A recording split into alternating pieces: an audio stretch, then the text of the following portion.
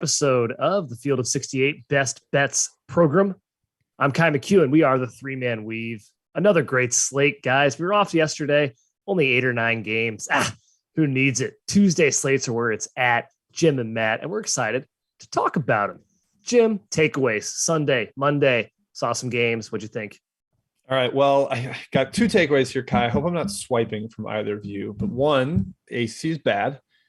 Sunday, we had NC State lost but covered. Miami, Florida won but did not cover.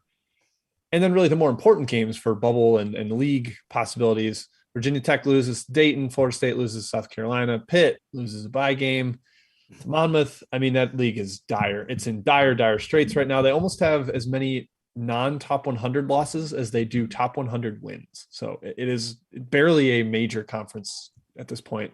And then Matt, Baylor is incredible. Again, the defense, oh my God, it swallowed Villanova whole.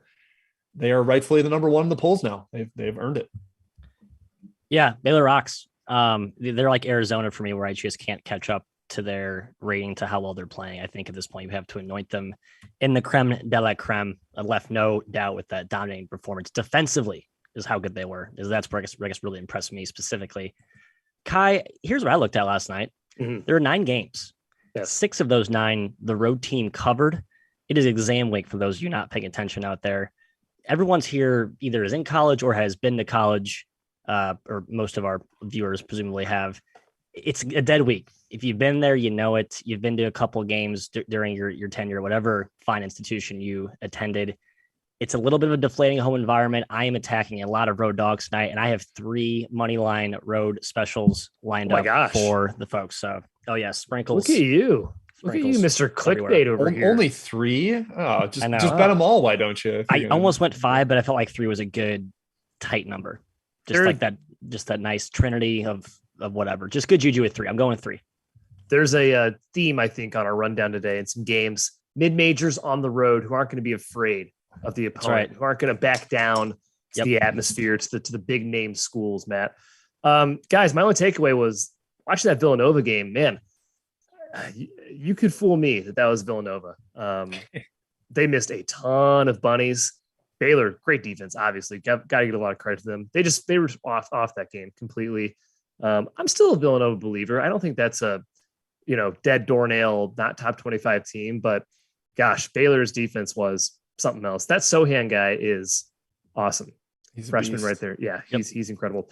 But let's talk about today, guys. Let's talk about today's slate. Talk bets.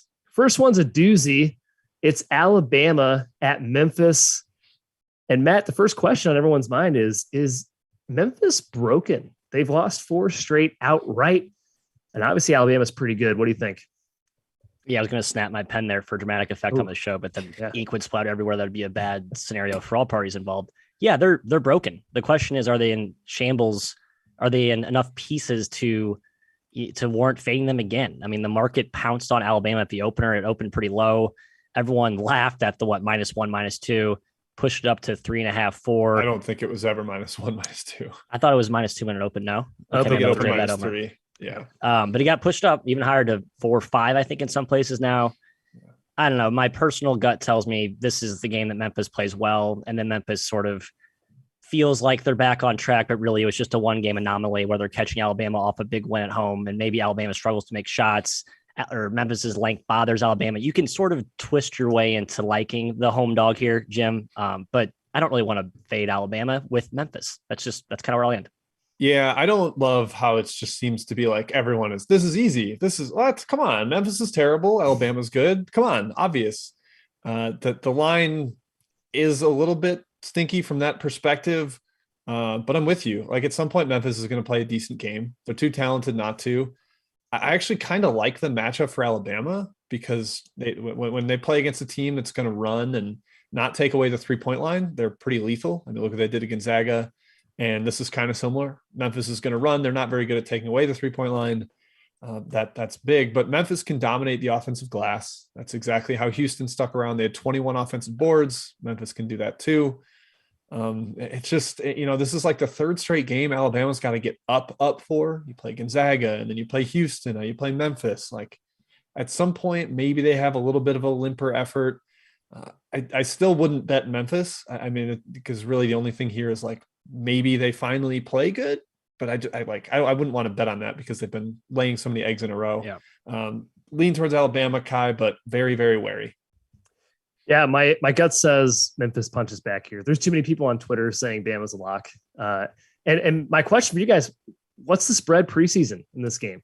I know Memphis is broken, but it's probably Memphis -2 or 3. -1. Yeah, I agree. I think they'd be favored for sure.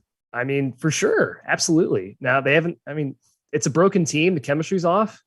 I would be hesitant to just think Alabama's 100% covering tonight.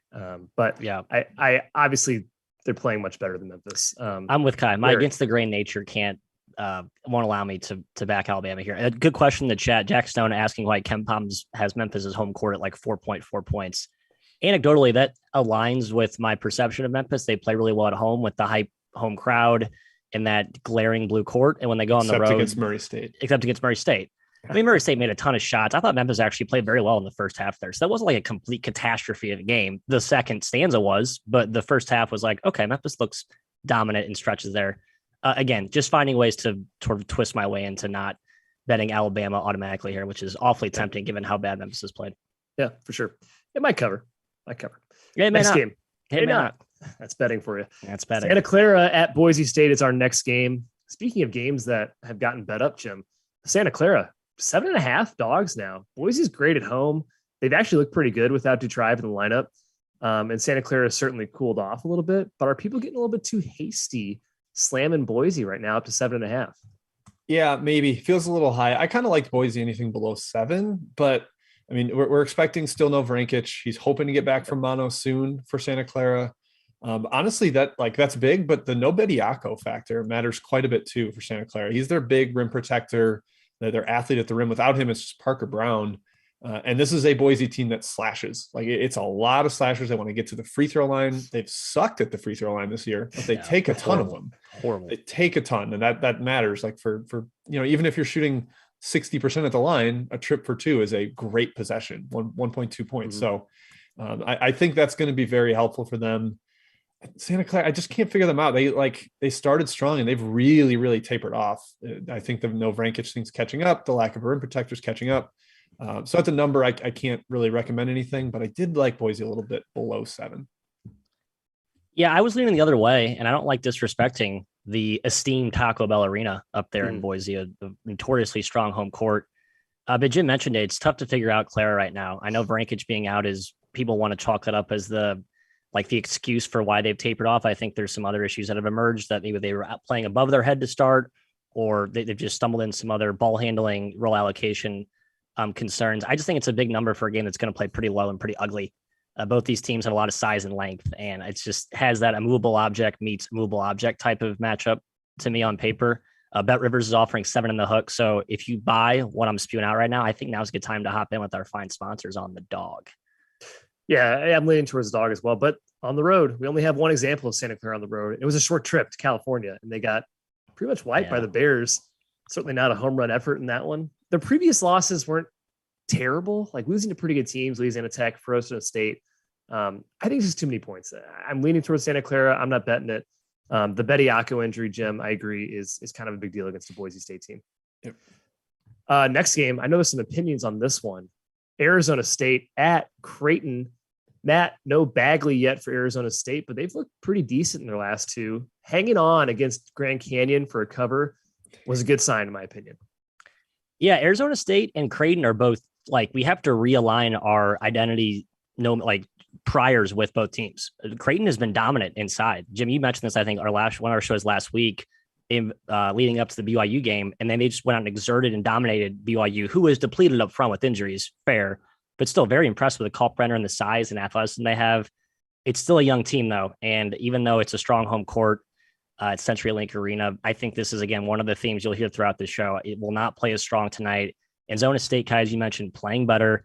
They actually have some size and physicality up front with Zoe Gaffney and Jalen Graham. No, they're not world beaters, but they are good enough to withstand, I think, a Creighton onslaught in the paint. I think this game plays a lot closer than a 3-4 possession, Jim. I like the Sun Devils. Yeah, I have grown to like the Sun Devils as well in this spot. I didn't come out immediately the first opening line. I wasn't like, oh yeah, definitely want to take 7 here, but I've started to warm up to it, Matt, and it's big. The spot, I think, is huge too. This is a young team that just played an awesome home run game against BYU in a neutral. And on Friday, they're hosting Villanova, the Big East favorite. I think they're going to look at this one like, oh, it's Arizona State. They're not very good this year. They lost at home to Riverside. They just haven't been great. And it's just, I could see this not being as strong of an effort from Creighton. So when you pair that with the home court stuff that Matt mentioned and the defensive battle in the paint that this will be, I do like the Sun Devils, Kai. I feel crazy for liking them, but yeah. I would definitely like Arizona State here. Yeah, Matt, it's weird. Creighton can't shoot. Isn't that weird? They're not like prioritizing the three. It's an odd team. Both teams are just odd. Both teams are different this year. It's very strange. Arizona State, pretty good in the paint defensively. Creighton, I think, is still prone to inconsistencies. They're a young team. Clearly, Arizona State is still always like that under Bobby Hurley. But it does feel like too many points. I'm leaning towards you guys and the Devils there at +7. Yeah, this was one of my just missed the cut money line specials. I had 5, whittled down to 3. This was just on the outer fringe. So if you want to feel a little aggressive tonight and just kind of spray the board with money lines, this would be one of the ones you want to add. Well, I just take every single dog as a money line tonight, Matt. I'm not that reckless. It's too prudent. All right. Monmouth at Yale. Next game. Hey, this one slipped to a fave, Jim. Yale is now in charge at -1. Opened at Monmouth -1, -1.5. Got up to 2 for a second there. I think it's the right move. Dare I say, now I called this on the last show and didn't work out. Dare I say Monmouth's streak of covering ends tonight? I don't like looking at it from that. I mean, like, I remember last year, Drake just kept covering. We kept thinking we're going to be ahead of the curve. Monmouth's really good. They're probably still somewhat undervalued, but I think Yale's not terrible either. And this isn't like a game where they're going to be blown away in terms of athleticism. And I think those are the games they struggled with. Even Iona has a little bit of a leg up on them athleticism wise. And you look at what Auburn did to them. This is one where Yale can compete. I think you throw Gabadon at Shavar Reynolds, try to cut the head off the snake. Yep. And then with Pappas, you just need somebody to chase him around. Matt, the worry is that Walker Miller gets going inside because Yale's bigs are not awesome. But I just think this is like a spot right for Yale to get right at home. Monmouth's played a bunch of good games or great games in a row on the road. This is where it runs out for me. I would lean towards the home Bulldogs. I'm with you. There was some good tug of war in the early betting markets. I think it actually went up to Yale -2, -2.5, maybe for a brief second, but now some folks agreeing with us sounds like bringing it back to Yale -1. I think you could argue Yale has the better backcourt, but man, the way Shavar Reynolds has played this year, the way Georgia Pappas has played, Monmouth's a pretty complete team. And Jim mentioned the main concerns up front. I'm still trying to figure out who Yale's big guys are this year. It's basically a bunch of misfits and unknowns. This kid, EJ Jarvis, impressed me early in the season, and he's mysteriously not played the last 2 games. That's like one of 5 bodies they just sort of, James Jones kind of just thrown out there to see what sticks. Maybe they get Kessler in foul trouble in different ways. Jones is too smart. He's too creative of a game deviser to completely miss that glaring mismatch up front. I think he has a way to work around it. I like Yale, Kai. Miller in foul trouble. Walker. Miller, sorry. Kessler, Walker, the other Miller. I get it. Walker. I get where your head was at, Matt. I get it's confusing. We cover a lot of teams. Potential 3-point regression coming from Monmouth's defense too. I don't think teams are going to shoot sub 28% from deep against them, and Yale has shooters. And it starts tonight. The variance monster strikes tonight. Let's go. We hope. Yeah, biggest thing for me, Yale's just so well coached, and Monmouth has feasted off, dare I say, stupid teams the last three games: Canisius, St. John's, and Pitt. I mean, you think of 20 teams in the country, those 3 are in the stupidest teams in the country for me. So Monmouth now faces a well-coached team at Yale. I think it's a good spot for them. Leading Yale -1. Jim, it's time for Chat Mob. Round 1. What do you got? All right, let's get to the Chat Mob. Before we do, make sure you hit that like button, subscribe to the channel. FYI, the Field of 68 YouTube channel will no longer have this. It will only be on the Best Bets Field of 68. So it's very specific. Get on that channel if you don't want to miss the video. Subscribe there. You'll get notified when we go live. It'll be 5-6 days a week. So hop on there. We definitely appreciate that. All right. A couple questions from Matt Akers. We'll go to you first, Kai. UNC Greensboro headed to Towson. Mm-hmm. This is another one where I think we like the road dog here, don't we? We do. I really liked the opener around 8.5. Howie. Yeah. I hope you don't have to sell your kids, because I do like Greensboro here. Towson, Matt, is good this year. I've surrendered. I say, yep, Towson, you are very, very good. I think Greensboro is still a solid team. I still think Mike Jones is a good coach. That 40-point loss to Tennessee, number one, Matt, it was Tennessee. And number two, some teams are prone to playing flat games every now and then. I still think Greensboro is tough. 6.5 is getting a little bit too low for me. That's where the current line is sitting. But I did like the opener at 8 for Greensboro. Yeah, and this is the second one of my two fringers, my money line special ensemble today that I passed on just because the number got bet down. You're not getting that +7.5, +8 transferred value with money line. I just think this game plays very ugly. It plays to a fairly low number. Towson's good. Are they this good? Cam Holden's a mismatch in the mid-major land, as Jordan Majeski keeps talking about. He's been a freak for that team, but man, I just can't get behind -8. DeMonte Buckingham should be a perfect matchup for him. This is the guy that was the A10 freshman of the year 4 years ago. He's like as talented, right? Yeah, 10 years ago. 10 years ago, yeah. Keyshawn Langley is back for Greensboro, their best guard. He played 12 minutes against Tennessee. Tennessee was coming off that horrid Uggo shooting performance against Texas Tech. I'm completely forgiving getting crushed there. I'm with both of these guys. I'm on the Spartans today. So, all right, next one, Tarleton, our favorite underdog here, guys, headed to South Alabama. Are they going to muck this one up, Maddie? Heading on the road, your boy Billy Clyde Gillespie. What do you got? Yeah, here's the funny thing with this one. These two teams play again in 2 days. So they go to South Alabama.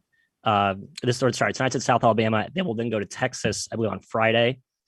I want to back Tarleton pretty big here. I mean, they're the ultimate dog. We've seen that all season. And of course, they were the favorite against Chuck South and lose. But they're kind of back in that dog sweet spot where they play well, they muck it up.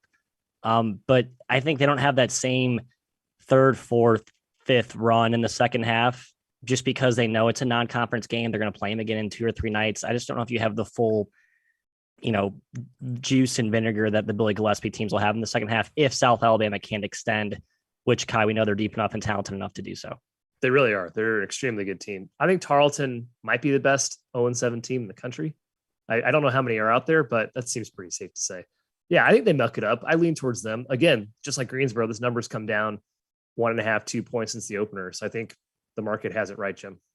Kai, your homework assignment for tomorrow's show is to rank the 0-7 teams. Okay, I will. So I expect you to bring that. That's your takeaway in your takeaway section tomorrow. Writing it down.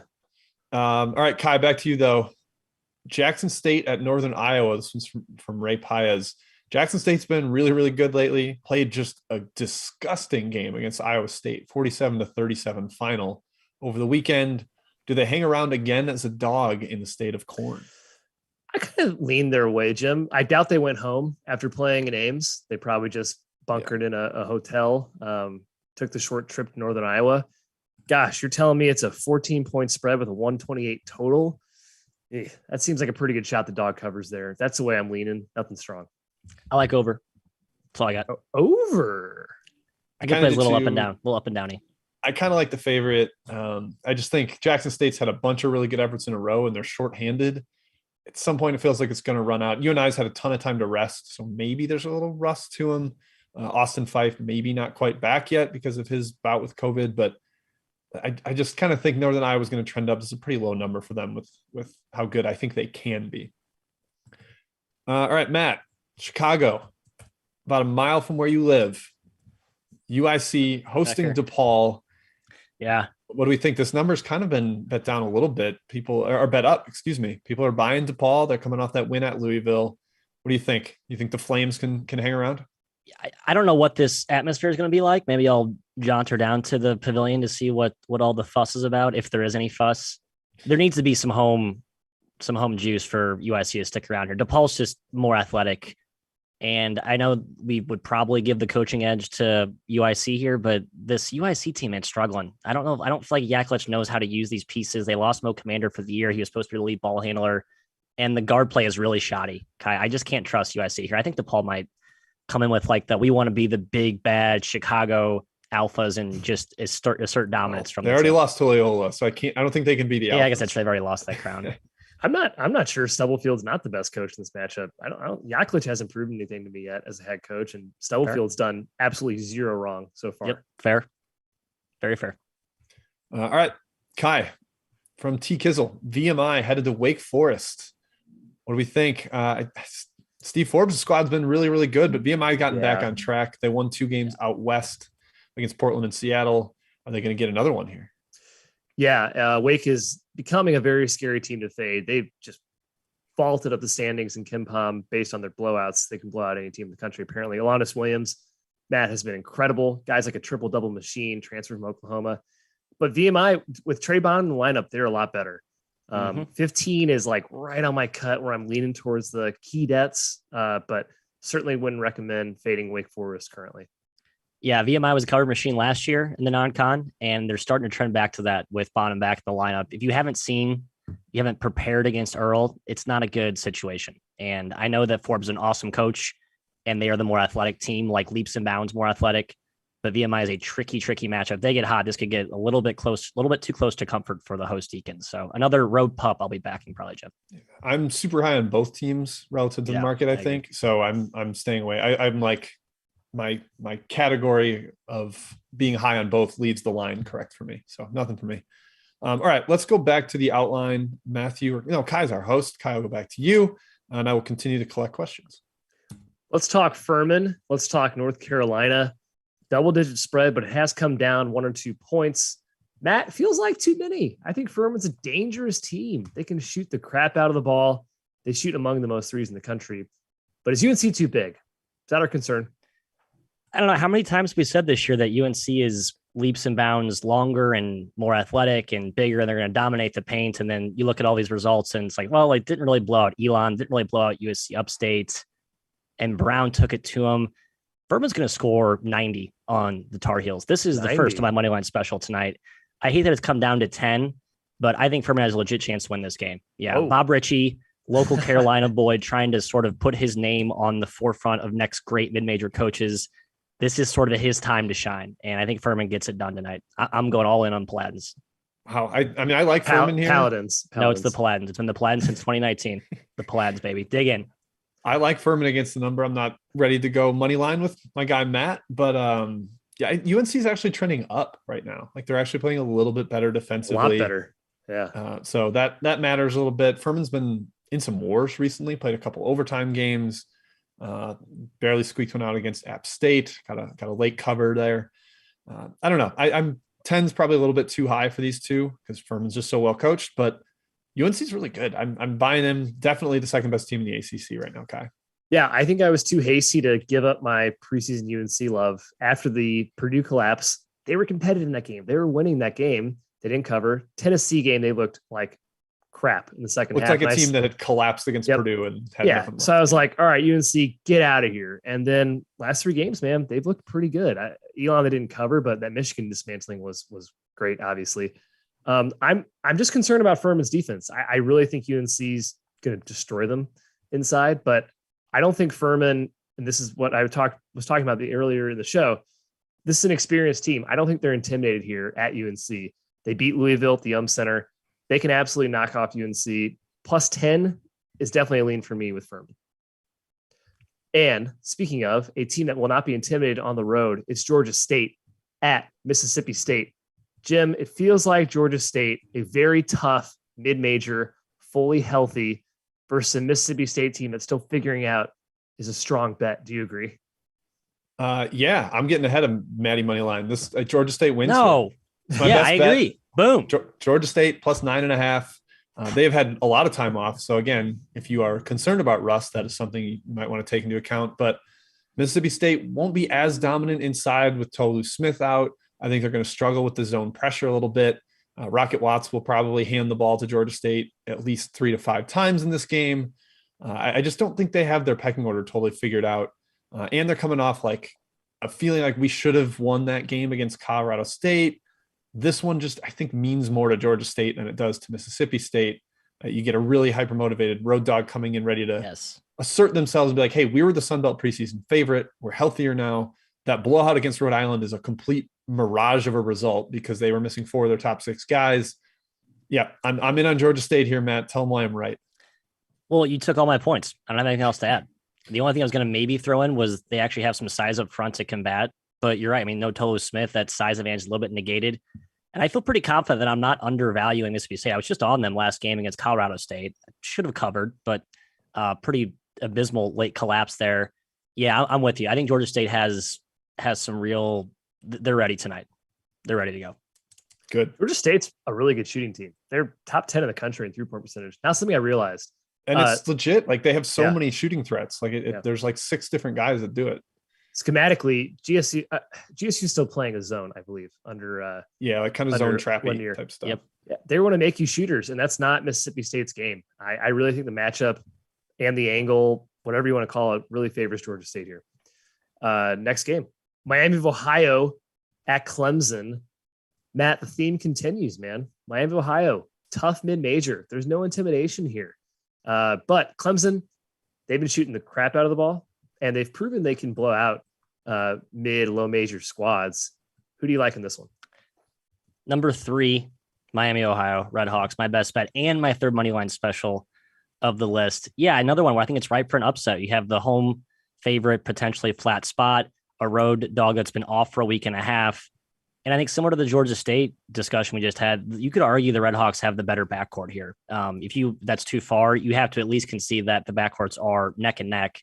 Now, Clemson's been awesome this year because they've had these, Tyson and Hall, the wing forwards who have been, revelations inside out with their versatility. It's been a different type of Clemson team than we're used to seeing in the past. But Miami's nimble up front. Delonte Brown's finally healthy for the first time in what feels like 5 seasons. He's a legit player. Their guards are lightning quick. Jim, I think they go into Clemson and silence little John Faithful.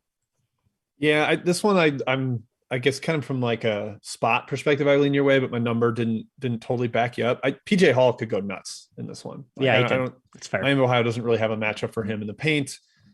He just some of the games he's been ineffective. It's been foul trouble. So as long as he doesn't end up squared to the bench or nailed to the bench by Brownell, then he could have a big one. But I'm not getting in the way of Maddie's best bet. I won't talk down about Miami Ohio here, Kai. I love their guard trio: Larry, Grant, and ICL, Isaiah Coleman Lands. That's a solid trio right there. I kind of lean towards Matt. Spread's maybe a little bit too low for me right now. I think it's around 8-ish. 8 right now. I'm just going to lean towards Matt and hope he wins. Thank you. Last game in the rundown before we hit chat mob again, and then best bets. It's Louisiana, formerly known as Louisiana Lafayette, at Houston. There are a ton of injury concerns here, Jim, for Louisiana. There has been all year, but man, that spread's huge. Fully healthy, it's a play for sure, but I don't think Houston's a team you have to feel confident fading in any situation. What do you think here? Yeah, fully healthy Louisiana, I'd be all over them here. But without AU, the point guard, and Akuba, the reigning defensive player of the year, I think, in the Sun Belt, monster shot blocker, he's been in a boot. And I'm a little hesitant. And you throw in the fact that Houston is going to be pissed the F off after that non-goaltending call, lost to Alabama in the final seconds. That team never lets up as a big favorite. Louisiana's got some sloppiness in the backcourt. I think they will struggle to generate any quality shots here. So my number was maybe you should think about the Cajuns. And I was like, no, I don't want to. I'm not interested. Same. I think there's a chance Houston wins by 35 here, Matt. Yep. I took it for the smallest possible amount that you could bet. But I did take the Cajuns. They have a lot of power conference down transfers. Bob Marlin's been building this model for years there. He hasn't been as successful the last few seasons because of so many injuries. But you might remember the game when they went into Kansas. I think it was 2019, almost knocked off the Jayhawks. I think when this team's fully healthy, you're going to see a team that has the upside to get to as good as that squad was, which was fringe top 100. But against Houston, pissed off the Bama game. If you put any more than a smidgen of a unit on it, Kai, I think you're foolish. Yeah. Hey, Jim, chat mob, round 2. All right, chat mob round 2. Remember, hit the like button, subscribe. We are migrating permanently to the Field of 68 Best Bets channel. That is where everything will come from. That's where we're taking our questions from in the chat. So we're hitting that up. Okay. Who should I go to here? I'll go to Matt. Ed Redmond, curious about Sam Houston at North Texas. 2 teams we think are fairly well coached. This total is teeny tiny, sub 125. Does that help the dog? I hate that Sam Houston just lost to UTSA, who I think sucks, to put it lightly. They got kind of controlled. They were not. It wasn't even competitive. I know. We like Jason Hood. This team's supposed to be better, but a little bit of disappointment so far with our Bearcats. This is a big spread for North Texas team that's not good as a large favorite. And you mentioned, Jim, the low total sort of proves that this is going to be an ugly, disgusting, crawl your eyes out type of affair. I do lean Sam Houston, but nothing strong. Yeah, it just seems too high. Too high for that small total. I would lean Sam Houston, but I don't feel great fading Grant McCaslin. He's just a wizard. Hey, they played Texas competitively. Sam Houston did. I mean, I think it's worth noting. Yeah, that was the like on-campus students only game too. Yes. So. Yep. All right. Sorry, Kai. I'm going right back to Matt because he gets to talk about Duke hosting South Carolina State as a almost 40-point favorite here, Matt. The Fighting Madlocks. How do you know what to do with this number? Like they could win by 32 or 42 and it could be the same game played out. Like you're just kind of luck boxing at the end. Yeah. Other than the 30 point loss to Charleston, feel free to find like an outright bad game on South Carolina State's schedule. I haven't seen one. They also haven't played a team like Duke on their schedule. So you're right. I don't know what to make of this spread. It's enormous. I don't think South Carolina State's a complete dumpster fire, which the spread implies, but I'm definitely not going to fade Duke, who hasn't played in forever. It feels like that's going to come out and potentially run circles around them. Kai, I don't know. What are you looking at? I would lean towards South Carolina State. Pretty good against the number, but yeah, that's kind of just like do I think Duke's just not going to care and not kill them? I don't know, Jim. Yeah. If Duke wants to win by 50, they will win by 50. Like they're just that much better than South Carolina State. So stay away from me. Just too big of a spread to feel too confident in. All right, Kai, finally, we'll give you one here. Thank you so much. Down in Texas Southern headed to UT Rio Grande Valley. Anything for you here? At the opener, I liked Rio Grande Valley, which is a weird thing to think, Jim, because I really think Texas Southern is good. And I'm really not sure UTRGV is good. Spreads come down to 1.5. Absolutely zero play for me at that price. Vaqueros, I'm on them. Let's go, baby. I kind of like the under. Both teams play slower offensively than their tempo indicates. And you just got Jeff Ochier, the big shot swatter, back for Rio Grande Valley. I think having a rim protector definitely matters here. Yep. All right, Matt, another gross kind of don't watch it game. Tim Kafer asking about Austin P headed to South Florida. How bad can South Florida be, Matt? That's my question. They're laying like a touchdown to an Austin P team that basically turned over its entire roster. What do you think? Yeah, at South Florida, if you're ever laying points with them, it's probably a bad investment, a negative EV investment, just as a rule of thumb. But I'm not a huge Austin P guy. They've had a couple of guys sneak up this year and play better than I thought. Their best player is actually the son of Chris Carrawell, former Duke player and associate there. So I'm sort of rooting for him to do well, but that's all I have. And now coached by Nate James, of course, former Duke assistant. I don't know. Don't bet South Florida like the entire season. That's my 2 cents. All right, Kai, you get St. Francis, Pennsylvania, the Red Flash, heading to Hartford, who I think is still down DeJuan Clayton, their point guard. Both the teams have been solid. I guess Hartford had that weird trip to UNLV that didn't go well, and there was no reason for it to go well. It was a weird travel. What do you think here? I think Hartford's coach Gallagher called Hartford like the best 1-7 team in the country. You're going to do 1-7 ranks too, Kai? I'm not sure. They're 1-8 now. That was prior to the UNLV game. I'm not going to say he's right, but I don't disagree too hard. I think Hartford's better than the record shows. -2 is a huge gut play for me with Hartford. I think they're going to get it done here. Yeah, St. Francis, Pennsylvania has been pretty good when Dixon Conover's in the lineup, but they're a tough it team feels to like fade. Hartford back home here. That's good for them. Yeah, just in Vegas, just in Jim's neck of the woods on Saturday. Yeah. All right, Matt from Andrew Hollenrick, UC Davis headed to Oregon State. The Beavers have finally had some time off. They've been god awful this year. Do they finally right the ship?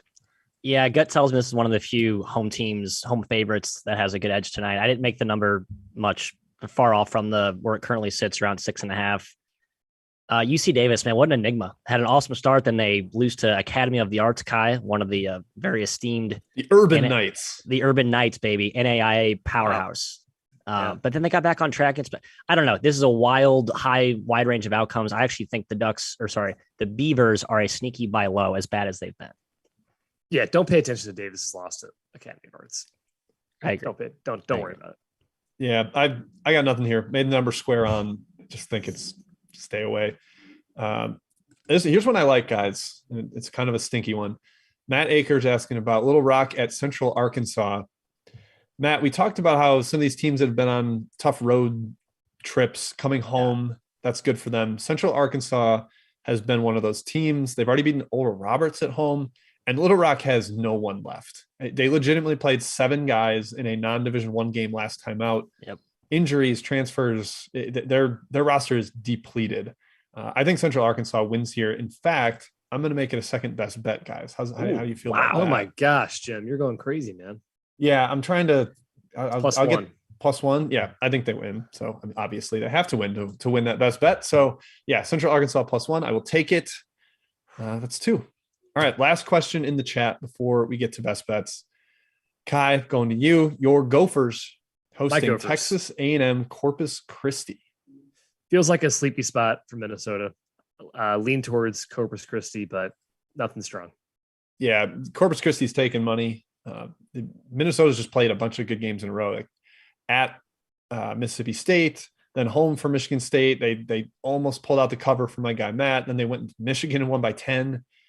It seems like this game isn't going to be one they're mega hyped for. They do try to play pretty slowly, so that's tough for a favorite. That said, my number leaned toward Minnesota, so I stayed away because spot versus number was not something I wanted to get in the way of. All right, that wraps it up for Chat Mob. Hit the like button, subscribe. Thank you, everyone, for the questions. Let's give them the best bets here to close out the show. And I guess I start with it. Start us off, Jim. I've given both of them already. So just to recap, Georgia State +9 headed to Mississippi State, and then Central Arkansas +1, a show ad based on the question. Little Rock's a team I'm looking to fade without all those guys. So they only beat Philander Smith by 9. Tough Philander Smith. Philander Smith. I was just looking at that. Academy of Arts a game. I'm telling you, Philander Smith. I know we need to put those two teams on. We need to basically like pick and choose these random non-D1 teams that play good games and just stack them up and see how they pan out. Matt, your best bet. Miami of Ohio, the Red Hawks, the Fighting Jack Owens, headed into Little John, going to silence the Clemson faithful there. A +8 is the official number, I believe, which I locked in when we went through it in the rundown. Indeed. A second late ad for me. Shouts to Mr. Jeff Goodman, who I know loves Bobby Hurley in the boys tonight. The Sun Devils +7.5, catching the hook, going into Creighton in Omaha. They come out with the win. Are you going to be upset if I don't give you the hook? You don't get the hook, sir. It was at 7. 7 I don't need the hook. I like it. I don't need it though. I think it's going to be a 2-point game. All right. +7. Okay. Done. Mine. I haven't said mine yet. Arkansas State +23.5. That's right. Woo. I'm fading Texas Tech. I don't think Marco Santos Silva is going to play. He's iffy. Sounds like they're going to rest him for Gonzaga, which makes total sense. I'm scared of the glass. I'm scared of turnovers, but we've talked about Arkansas State before. They have an extremely talented guard tandem, and Norchad Omier is a beast. Without Santos Silva, that glass advantage goes down ever so slightly. That paint defense goes down ever so slightly. I think that's enough for Arkansas State to keep it within 20. I hope I'm right. Arkansas State +23.5. Just stay out of foul trouble, Omier. That's all we're asking. Yeah. That's key. Yep. Absolutely key. Yep. All right, guys, that's it. Thanks to BetRivers, the sponsor of our show, Field of 68 Best Bets. Again, that is the channel where you can catch us exclusively for the rest of the season. If we get 1,000 subscribers by Friday, Rob Douster will give 5 people $100. That's exciting. We are back tomorrow, same time, 11 Mountain Time, 12 Central, 1 Nailed it. 1 Eastern. We will see you then. Enjoy the rest of your Tuesday.